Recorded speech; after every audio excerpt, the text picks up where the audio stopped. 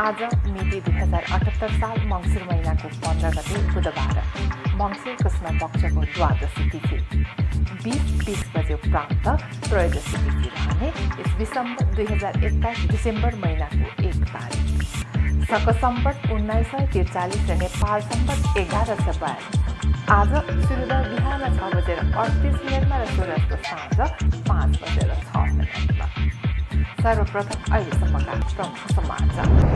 प्रत्येक वर्ष मार्गशीर्ष कृष्ण पक्षको 2 दिनसम्म मनाइने गुहेश्वरी यात्रा यस वर्ष भव्य रूपमा सम्पन्न। जयप्रकाश मल्लको पालादेखि सुरु भएको यो जात्रा प्रत्येक वर्ष मार्गशीर्ष कृष्ण नवमी र दशमीमा मनाइने गरिएको। पशुपति क्षेत्रमा सञ्चालन हुने गुहेश्वरी यात्राका लागि हनुमानढोका दरबार क्षेत्र स्थित तलेजु भवानीको मन्दिरमा रहेको मूर्ति गुहेश्वरी ल्याउने परम्परा। मूर्ति गुहेश्वरी मन्दिरमा ल्याएपछि नवमीको रात मूर्तिलाई गुहेश्वरीको गर्भगृहमा राखेर तलेजु भवानीका गुरुजुहरूले तान्त्रिक विधिअनुसार मूर्ति पूजा गरे। रुरु क्षेत्र जसलाई रिडीको नामले समेत चिनिने रिडी खोला र काली गण्डकी नदीको किनारमा अवस्थित एक धार्मिक र सांस्कृतिक स्थान। नेपालमा रहेका हिन्दू धर्मावलम्बीहरूको 4वटा धार्मिक क्षेत्रहरू रुरु क्षेत्र, बराहा क्षेत्र, पशुपति क्षेत्र र मुक्ति क्षेत्र मध्ये यो पनि एक रहेको। यो स्थानलाई नेपालको बनारस भनेर पनि चिनिने। रुरु क्षेत्रमा रहेको ऋषिकेश परिसरलाई सन् 2008मा युनेस्कोले सम्भावित विश्व सम्पदा क्षेत्र सूचीमा सामेल गरिसक्यो। 93औं अर्चना शिव साधना ओम श्री अर्चना बाबा दिव्यमय कथा 10 खैरिने चितवनमा मङ्सिर 10 गतेदेखि सुरु भई मङ्सिर 15 गते हिजो सम्पन्न। उक्त कार्यक्रम परम पूजनीय पिण्डेश्वरी महादेव श्री अर्धनारीश्वरी सद्गुरुदेव अर्चना बाबा शिव साधना 108 मध्ये 93औं रहेको। आत्मा परमात्मा भक्ति गौमहिमाका साथमा भजन कीर्तन जप ध्यानका साथमा राष्ट्र कल्याण र विश्व शान्ति हेतु गरिएको। पूर्वमा माई नदी र जोगमाई नदीको सङ्गम माई बेनी, 2 नदीको सङ्गम बेणी बेनी दोभान र 3 नदीको सङ्गम त्रिवेणीहरू नेपालमा अनेकौं रहेका जुन धार्मिक दृष्टिले महत्त्वपूर्ण मानिए। 100 वर्ष पहिलेदेखि कन्काई माईको किनारमा ऐतिहासिक माई बेनी मेला लाग्दै आएको। कन्काई माईको माई बेनी मेला पूर्वकै ठुलो मेलाका रूपमा मानिने त्रिवेणी नदी नेपालको एक मुख्य नदी तथा सप्तगण्डकी नदी प्रणालीको एक मुख्य सहायक नदीको रूपमा रहेको। यो नदी रसुवाको गोसाइकुण्ड स्थित त्रिशूल धाराबाट उत्पत्ति भएको। यसै ठाउँमा प्रसिद्ध जलपादेवीको मन्दिर पनि रहेको। यस स्थानमा प्रत्येक वर्ष चैत्र शुक्ल पूर्णिमा र हरिबोधनी एकादशीका दिन ठुलो मेला लाग्ने गर्छ।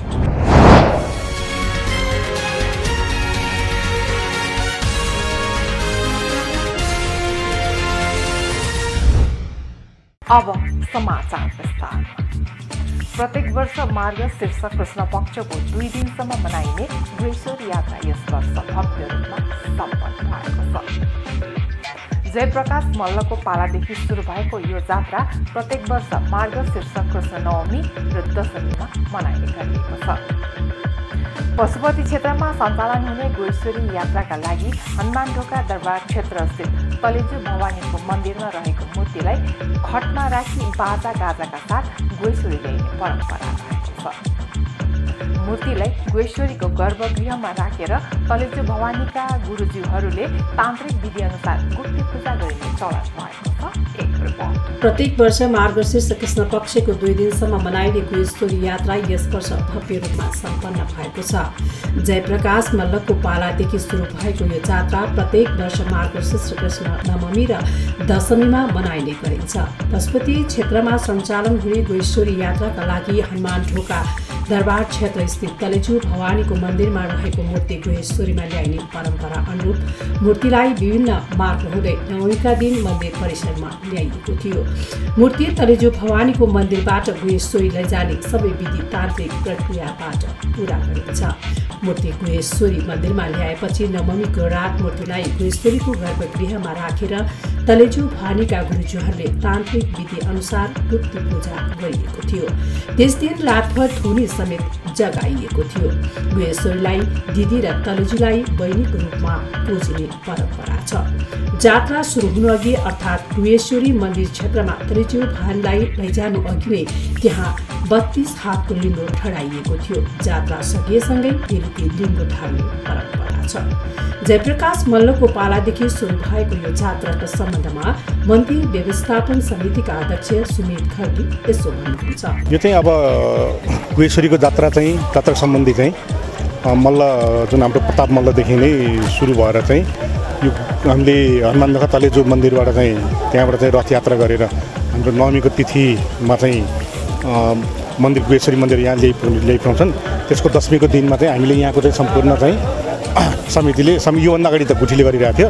त्यसपछि समिति गठन भइसकेपछि समितिले चाहिँ अब यो आदि इत्यादि चाहिँ यो अहिले जति पनि चाहिँ रौनकहरू छ सबै यो समिति मार्फत नै गरिरहेछौँ।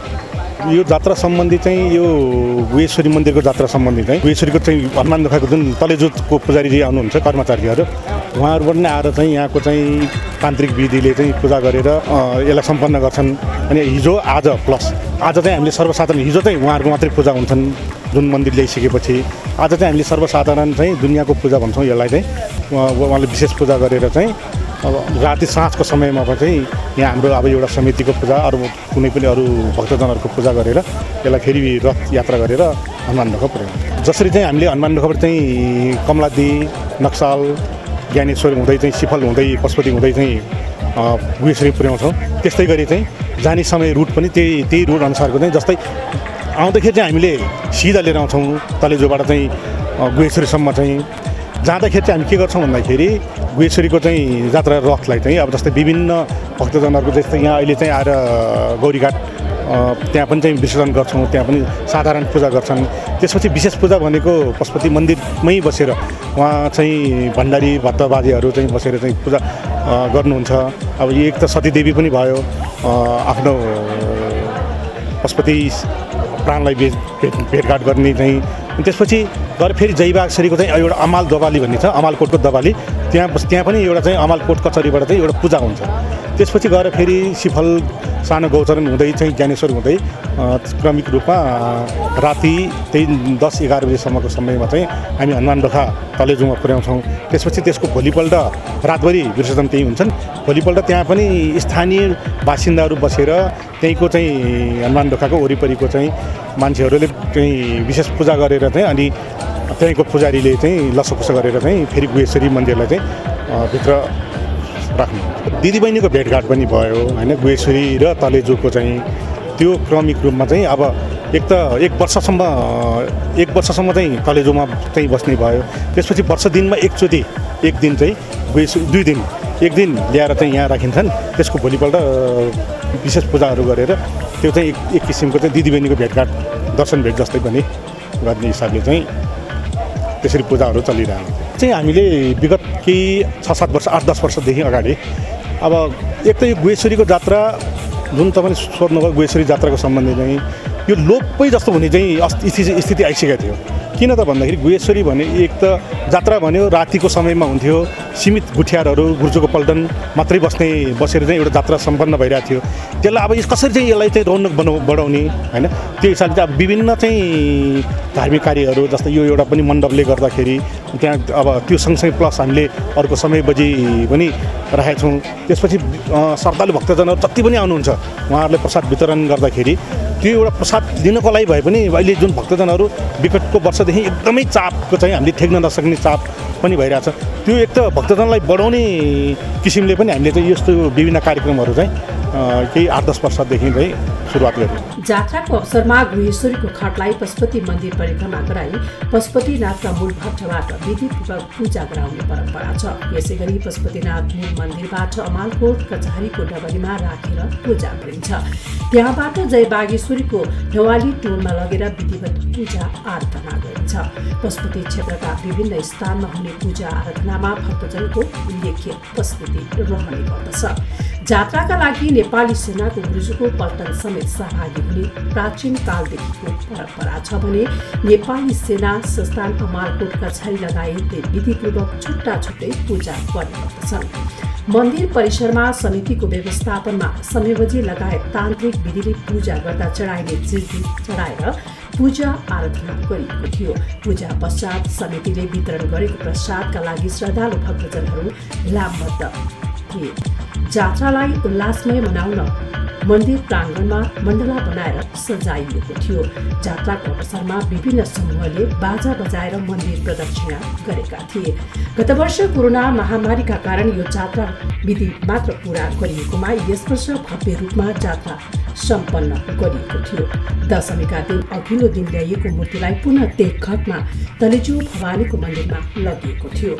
मूर्तिलाई तलेजु पुर्याएपछि फेरि पूजाआजा गरेर स्वागत गर्ने गरिन्छ भने यता जात्रा सुरु हुनु अघि गाडिएको लुङ्गो ढाडिएसँगै यस वर्षको जात्रा सम्पन्न भएको थियो। भक्ति दर्शन टेलिभिजन एसडीका लागि क्यामेरामा प्रदीप खलानका साथ शर्मिला रायमाझीको रिपोर्ट।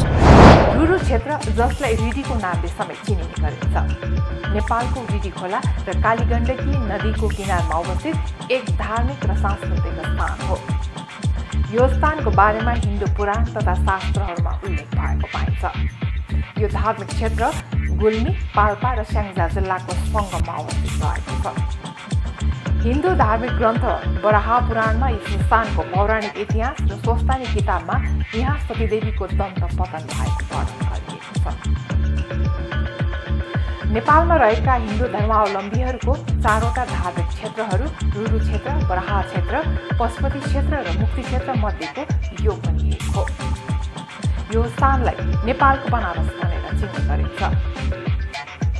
लेखक पार्चुअल ल्यान्डले स्वयं अनुसन्धान गरिरहेको पुस्तक नेपालमा बनारसमा उपलब्ध सम्पूर्ण व्यवस्थाहरू यो स्थानसँग मेल खाने भएकाले यो क्षेत्रलाई नेपालको बनारस भनेर उल्लेख गरेका छन्। यो धार्मिक स्थल हिन्दूहरूका लागि पवित्र घाट समेत हो। माघे सङ्क्रान्तिका 3 दिनसम्म यो क्षेत्रमा रिडी मेला आयोजना गरिन्छ। यहाँ आयोजना हुने मेलाको पहिलो, दोस्रो तथा तेस्रो दिनलाई क्रमशः जेठी सङ्क्रान्ति, माइली सङ्क्रान्ति र कान्छी सङ्क्रान्ति भन्ने गरिन्छ। रुरु क्षेत्रमा रहेको ऋषिकेश परिसरलाई सन् 2008मा युनेस्कोले सम्भावित विश्व सम्पदा क्षेत्र सूचीमा सामेल गरिसकेको छ। भगवान विष्णुको प्रतीकको रूपमा रहेको शालिग्राम यस क्षेत्र भएर पनि कालीगण्डकी नदीको तटीय क्षेत्रमा पाउने गरिन्छ। रुरु क्षेत्र यो ठाउँको पौराणिक नाम हो। यसलाई रुडी क्षेत्र पनि भन्ने गरिन्छ। यसको नामाङ्कन कसरी भयो भन्ने बारेमा आज धेरै व्यक्तिहरूबीच मतभेद भएको पाइन्छ। रुरु क्षेत्र भन्ने नामको सन्दर्भमा रुरु अर्थात् मृगले देवदत्त ऋषिको पुत्रीलाई सन्तान गराई हुर्काएको कारणले तिनलाई रुरु कन्या भनियो। पछि तिनै कन्याले यहाँ कठोर तपस्या गरेर मुक्ति पाएकोले यो ठाउँ उनी कन्याको नामबाट रुरु क्षेत्र भनी चिनिन थाल्यो भन्ने मत पाइन्छ। रिडी क्षेत्रको सन्दर्भमा रिडी क्षेत्र भन्ने शब्द अपभ्रंश भई रिडी क्षेत्र उत्पन्न भएको भन्ने मान्यता पाइन्छ। त्यसैगरी धार्मिक मान्यता अनुसार मानिस जन्मँदै 3वटा ऋण देवऋण, पितृऋण र ऋषिऋण लिएर आएका हुन्छन्। जो व्यक्ति हिमालयदेखि बग्दै आएको कालीगण्डकीको सङ्गम अर्थात् दोभान जुन रुरु क्षेत्रमा पर्छ यस स्थानमा स्नान गर्दछ सो व्यक्तिको पाप बहालिन्छ भन्ने मान्यता भएकोले यो स्थानलाई ऋणी भनिन थालियो। पछि ऋणी भन्ने शब्द अपभ्रंश भई ऋणी बन्न गएको भन्ने धारणा पाइन्छ। त्यस्तै अर्को मान्यता अनुसार ऋडी भन्ने शब्द मगर भाषाबाट आएको हो। मगर भाषामा रि भन्नाले कालो तथा डी भन्नाले पानी भन्ने अर्थ लाग्छ। अर्थात् कालो पानी बग्ने क्षेत्र कालीगण्डकी भएकाले यसलाई ऋडी भनेको हो भन्ने तर्क पाइन्छ। 93औं अर्चना शिव साधना र ओम श्री अर्चना बाबा दिव्यमय कथा 10 खैरेनी चितवनमा मङ्सिर 10 गतेदेखि सुरु भई मङ्सिर 15 गतेदेखि सम्पन्न भएको छ। उक्त कार्यक्रम परम पूजनीय पिण्डेश्वरी महादेव श्री अर्धनारेश्वरी सद्गुरुदेव अर्चना बाबा शिव साधना 108 मध्ये 93औं रहेको हो। कार्यक्रममा आत्मा, परमात्मा, भक्ति, गौमहिमाको भजन र कीर्तन, जप, ध्यान पनि साथमा गरिएको थियो। उक्त कार्यक्रम कोभिड-19 महामारीको बीचमा पनि पूर्ण सावधानी र सतर्कता अपनाएर सुसम्पन्न भएको हो। कार्यक्रममा बाबाका भक्तहरू एकै ठाउँमा भेला भई बाबाधाम चितवनमा राष्ट्र कल्याण र विश्व शान्ति हेतु गरिएको हो। दुई नदीको सङ्गम बेडी, बेदी, दोबाङ र 3 नदीको सङ्गम त्रिवेणीहरू नेपालमा अनेकौँ छन् जुन धार्मिक दृष्टिले महत्त्वपूर्ण मानिन्छ। इलाम बजारदेखि 4 देखि 5 किलोमिटर पूर्वमा माई नदी र जोगमाई नदीको सङ्गमलाई माईबेनी भनिन्छ। यो नदीलाई कन्काई नदी भनिन्छ। हरेक वर्ष कन्काई माईको दुवैतर्फ पुस 26 गतेदेखि 1 सप्ताहसम्म माईबेनी मेला लाग्दै आएको थियो। 100 वर्ष पहिलेदेखि कन्काई माईको किनारमा ऐतिहासिक माईबेनी मेला लाग्दै आए तापनि विगतका वर्षमा भने कोभिड-19का कारण लाग्न सकेको थिएन। विधिवत रूपमा माईबेनी मेलाको आयोजना नगरिए पनि मकर स्नान गर्न आउने भक्तजनका लागि भने आवश्यक सुरक्षा व्यवस्था मिलाएर यहाँ व्यवस्था पनि मिलाइएको थियो। संसारभर ओमिक्रोन भाइरस सङ्क्रमण अहिले बढ्दै गएको छ। कोरोनाको नयाँ रूपहरूमा पनि परिवर्तन हुँदै गएको छ। ओमिक्रोन भाइरसको प्रभावबाट पनि यस्ता मेला पर्वमा ठूलो प्रभाव पर्ने सम्भावना त्यत्तिकै देखिन्छ। त्यसैले अबका दिनहरूमा यस्ता मेला पर्वहरूमा सावधानी अपनाउन धेरै जरुरी रहेको छ।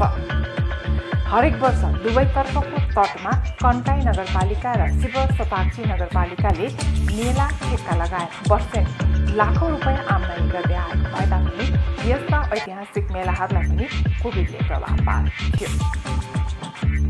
कन्काई माईको माईबेनी मेला पूर्वकै ठूलो मेलाका रूपमा मानिन्छ। मेला भर्न नेपालका विभिन्न जिल्ला र भारत तथा भुटानबाट समेत मकर स्नान र मेला भर्नका लागि भक्तजनहरूको यहाँ भिड लाग्छ।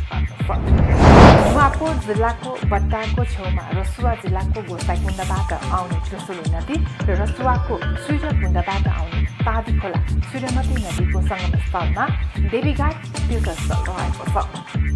यसै ठाउँमा प्रसिद्ध जलपादेवीको मन्दिर छ जहाँ प्रत्येक वर्ष चैत्र शुक्ल पूर्णिमा र हरिबोधनी एकादशीका दिन ठूलो मेला लाग्ने गर्दछ।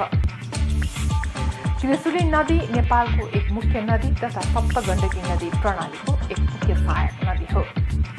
यो नदी रसुवाको गोसाइकुण्डस्थित त्रिशुल धाराबाट उत्पत्ति भएको नदी हो। स्रोत नखुलेको भगवान शिवले कालकुट विष खाएर तपस्या गर्न जाँदा त्यहाँ पुगेपछि आफ्नो त्रिशुलले घोपी पानी निकालेको ठाउँ त्रिशुल धारा नामले यो ठाउँ प्रसिद्ध छ। त्रिशुली नदीलाई त्रिशुली गङ्गा पनि भन्ने चलन रहेको पाइन्छ। त्रिशुली नेपालको मध्यभागबाट बहने नदी हो। यो नारायणी वा गण्डकी नदी जलधार क्षेत्रको एक प्रमुख नदी हो। त्रिशुली नदीको नामाकरण हिन्दू देवता शिवको कथासँग जोडिएको छ। समुद्र मन्थन कथा अनुसार कालकुट विषले कोरिरहेको घाँटीलाई शीतलता बनाउन पानीको लागि प्रहार गरेको त्रिशुल लागेर बनेका 3 मूलहरूबाट नै यसको नाम त्रिशुली रहन भएको हो।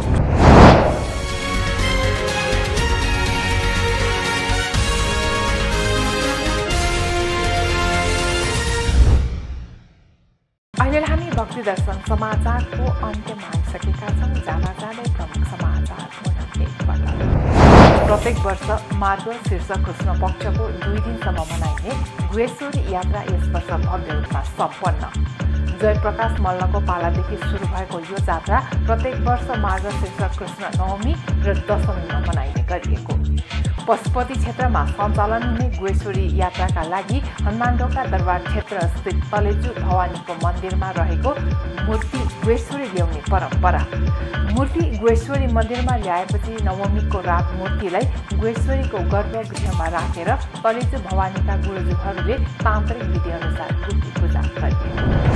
रुरु क्षेत्र जसलाई रिडीको नामले समेत चिनिने रिडी खोला र काली गण्डकी नदीको किनारमा अवस्थित एक धार्मिक र सांस्कृतिक स्थान। नेपालमा रहेका हिन्दू धर्मावलम्बीहरूको 4वटा धार्मिक क्षेत्रहरू रुरु क्षेत्र, बराहा क्षेत्र, पशुपति क्षेत्र र मुक्ति क्षेत्र मध्ये यो पनि एक रहेको। यो स्थानलाई नेपालको बनारस भनेर पनि चिनिने। रुरु क्षेत्रमा रहेको ऋषिकेश परिसरलाई सन् 2008मा युनेस्कोले सम्भावित विश्व सम्पदा क्षेत्र सूचीमा सामेल गरिसक्यो। 93औं अर्चना शिव साधना ओम श्री अर्चना बाबा दिव्यमय कथा 10 खैरिने चितवनमा मङ्सिर 10 गतेदेखि सुरु भई मङ्सिर 15 गते हिजो सम्पन्न। उक्त कार्यक्रम परम पूजनीय पिण्डेश्वरी महादेव श्री अर्धनारीश्वरी सद्गुरुदेव अर्चना बाबा शिवसाधना 108 मध्ये 93औं रहेको। आत्मा परमात्मा भक्ति गौमहिमाका साथमा भजन कीर्तन जप ध्यानका साथमा राष्ट्र कल्याण र विश्व शान्ति हेतु गरिएको। पूर्वमा माई नदी र जोगमाई नदीको सङ्गम माई बेनी, दुई नदीको सङ्गम बेणी बेनी दोभान र 3 नदीको सङ्गम त्रिवेणीहरू नेपालमा अनेकौं रहेका जुन धार्मिक दृष्टिले महत्त्वपूर्ण मानिए। 100 वर्ष पहिलेदेखि कन्काई माईको किनारमा ऐतिहासिक माई बेनी मेला लाग्दै आएको। कन्काई माईको माईबेनी मेला पूर्वकै ठुलो मेलाका रूपमा मानिने त्रिशुली नदी नेपालको एक मुख्य नदी तथा सप्तगण्डकी नदी प्रणालीको एक मुख्य सहायक नदीको रूपमा रहेको। यो नदी रसुवाको गोसाइकुण्ड स्थित त्रिशुल धाराबाट उत्पत्ति भएको। यसै ठाउँमा प्रसिद्ध जलपादेवीको मन्दिर पनि रहेको। यस स्थानमा प्रत्येक वर्ष चैत्र शुक्ल पूर्णिमा र हरिबोधनी एकादशीका दिन ठुलो मेला लाग्ने गरेको। अहिलेलाई भक्ति दर्शन समाचार यति नै। सामाजिक सञ्जाल मार्फत हामीसँग जोडिनका लागि फेसबुक तथा ट्विटरमा लाइक तथा फलो गर्न सक्नुहुनेछ भने युट्युब मार्फत पनि हामीलाई प्रत्यक्ष हेर्न सक्नुहुनेछ। त्यस्तै कुनै सल्लाह सुझाव तथा प्रतिक्रिया भएमा भक्तिदर्शन@emountaintv.com मा हामीलाई पत्रचार गर्न सक्नुहुनेछ। धर्म, संस्कृति र संस्कारको संवाहक भक्तिदर्शन टेलिभिजन एसडी हेरेर